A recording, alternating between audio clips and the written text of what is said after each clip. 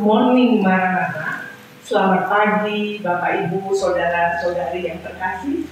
Bersyukur, puji Tuhan kita semua masih diberikan kesempatan menikmati hari baru, khususnya hari ini, 10 November, yang dikenal sebagai Hari Pahlawan. Bapak Ibu, Saudara-saudari yang terkasih, sebelum lebih jauh kita masuk untuk renungan kita pagi hari ini, saya ingin mengajak kita semua bersehati di dalam doa. Mari kita berdoa. Kami sungguh bersyukur kepadamu ya Allah, untuk kehidupan kami, untuk keluarga, untuk pekerjaan, bahkan untuk bangsa dan negara kami. Kami sadar betul Tuhan, dalam perjalanan kehidupan kami sebagai suatu bangsa, tidaklah mudah. Banyak orang yang sudah berjuang, merelakan hartanya, nyawanya, keluarganya demi kemerdekaan bangsa Indonesia. Terlebih di 10 November Tuhan, ketika kami sudah menyatakan kemerdekaan kami, tetapi masih ada tentang sekutu yang datang dan ingin kembali merebut kemerdekaan. Pada saat itu Tuhan di Surabaya banyak sekali korban. Untuk itu, biar sebagai bagian dari bangsa ini, kami mau terus mengingatnya dengan bersungguh-sungguh mengisi kemerdekaan ini. Kemerdekaan yang menjadi hak setiap kami, dan di dalam kemerdekaan ini kami ingin terus hidup saling membantu, saling mendukung, dan hidup dalam keberagaman. Mari Bapa, kami ingin membaca merenungkan firman-Mu, kami serahkan semua ke dalam tangan pengasihan-Mu, dalam Yesus Tuhan kami. Kami berdoa dan bersyukur. Amin. Ya. Bapak Ibu, Saudara-saudari yang terkasih, setiap kali 10 November pasti ada getaran di dalam hati kita. Mau tidak mau kita diingatkan kembali pada sejarah perjuangan bangsa. Setelah 350 tahun, kemudian kita menyatakan kemerdekaan sebagai titik kulminasi, tetapi 10 November kita kembali dikoyakkan. Ada kekhawatiran, ada kegentaran, jangan-jangan ini menyebar ke seluruh bagian negara Indonesia. Tapi puji Tuhan itu tidak terjadi.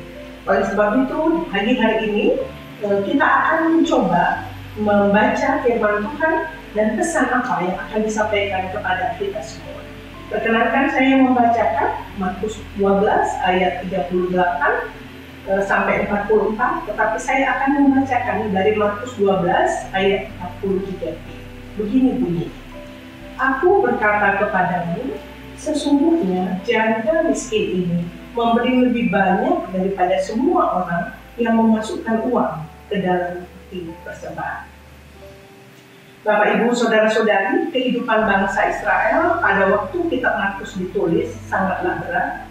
Orang Israel bukan saja harus menghadapi perjuangan dari hidup pertentangan dari dalam seperti munculnya nabi palsu, ajaran sesat, juga keraguan dalam diri ketika melakukan pekerjaan termasuk dalam mempersembahkan kepada Tuhan. Persembahan sebagai wujud syukur kepada Tuhan itu yang dilakukan semua bangsa Israel, sehingga bagi bangsa Israel waktu persembahan hanyalah simbolis. Mereka memberi dengan jumlah banyak dan terlihat berharap mendapat pujian. Beberapa dengan melakukan janda miskin berbeda dengan yang dilakukan janda miskin. Janda miskin memberi persembahan 2 peser atau 1 duit. Dan Yesus kemudian memanggil murid-muridnya dan menunjukkan bahwa yang dilakukan janda tersebut jauh lebih baik dibanding orang-orang yang mempersembahkan dengan jumlah banyak, tapi belum tentu dengan sepenuh hati. Janda ini mengajarkan memberi dan kekurangannya dengan sepenuh hati. Bicara persembahan kita akan bicara kuantitatif, berbicara jumlah. Semakin banyak dalam memberi persembahan, maka semakin berharap mendapat pujian. Seperti yang tertuang di dalam kitab Markus 12 ayat 28 sampai 44. Bicara soal persembahan seperti yang dilakukan Taurat kepada janda-janda. Persembahan yang benar seharusnya dilakukan dengan tulus tanpa berharap pujian. Di dalam melakukannya harus dilakukan dengan sepenuh. Ya, Bapak Ibu, Saudara-saudari yang terkasih, persembahan sebenarnya juga memiliki lingkup yang sangat luas. Hari ini memang kita diingatkan tentang persembahan secara kuantitatif, persembahan dalam arti materi. Tetapi di sisi lain, persembahan juga mencakup seluruh kehidupan kita. Segala hal yang kita lakukan, jika kita lakukan dengan sepenuh hati, kita lakukan seperti untuk Tuhan dan bukan untuk manusia, itu juga wujud dari persembahan. Sadar atau tidak, pada dasarnya kita semua pahlawan, minimal menjadi pahlawan bagi diri sendiri. Pada saat kita bisa mengelola waktu kita dengan baik, mengelola keuangan kita dengan baik, dan juga mengelola setiap yang dipercayakan kepada kita. Diawali dari diri kita, dan kita bisa menjadi pahlawan di lingkungan dimanapun kita. Pahlawan dalam arti yang sesungguhnya bukan untuk kesombongan, tetapi pahlawan yang memberikan dampak, memberikan pengaruh pada lingkungan sekitar untuk kehidupan yang lebih baik. Hari ini kita diajak dalam refleksi, persembahan bukan soal jumlah, tetapi melakukan dengan sepenuh hati.